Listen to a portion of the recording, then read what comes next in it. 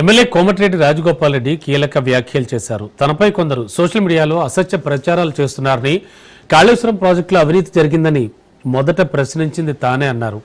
కానీ సమర్థిస్తున్నట్లు అసత్య ప్రచారం చేస్తున్నారన్నారు. తనకు మంత్రి పదవి రాకపోవడంతో ప్రభుత్వానికి సీఎంకు వ్యతిరేకంగా ఉన్నట్లుగా క్రియేట్ చేస్తున్నారన్నారు.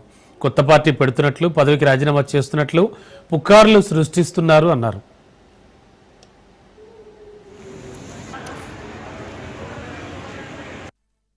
అబద్ధాలని మా వ్యక్తిగతంగా మా ఇమేజ్ పాడు చేసే విధంగా ఎన్నో కథనాలు వస్తున్నాయి. అసలు కాళేశ్వరం ప్రాజెక్టు గురించి తెలంగాణ రాష్ట్రంలో గత అసెంబ్లీలో టీఆర్ఎస్ ప్రభుత్వం వ్యతిరేకంగా ఒక పెద్ద కుంభకోణం 1,00,000 కోట్లు అప్పు తీసుకొచ్చి కడితే ఈ ప్రాజెక్టు కరెక్ట్ ప్రాజెక్టు కాదు, గ్రావిటీ ద్వారా తుమ్మిడిహట్టి నుంచే నీళ్లు తీసుకురావాలి, గతంలో ఏదైతే పెట్టినామో ప్రాజెక్టు ప్రాణహిత చేవెళ్ళ అదే కరెక్ట్, ఇది కాంట్రాక్టర్లు దోసుకుంటేందుకు పెట్టిన కాళేశ్వరం ప్రాజెక్ట్ అని చెప్పడం జరిగింది. అమ్మాటికి అవినీతి జరిగిందని అందరికంటే ముందు రాష్ట్రంలో నేను శాసనసభ్యునిగా ఉన్నప్పుడు అసెంబ్లీ సాక్షిగా చెప్పిన అదే విషయాన్ని వక్రీకరించి మళ్ళీ ఈరోజు నేను ప్రభుత్వానికి నాకు మంత్రివర్గంలో స్థానం కల్పించినందుకు నేను ఏదో ప్రభుత్వం మీద వ్యతిరేకత, రేవంత్ రెడ్డి గారి మీద వ్యతిరేకంగా ఉన్నా అని భావించి నా మీద ప్రభుత్వానికి, రేవంత్ రెడ్డి ప్రభుత్వానికి, ముఖ్యమంత్రి గారికి వ్యతిరేకంగా నేను మాట్లాడని విషయాలు కూడా సృష్టించి అబద్ధాలని సోషల్ మీడియా ద్వారా ప్రచారం చేస్తున్నారు. వాటన్నిటిని తీవ్రంగా ఖండిస్తున్నా. అందుకని ఈ మీడియా ద్వారా తెలంగాణ ప్రజలందరికీ కూడా చెప్తున్నా,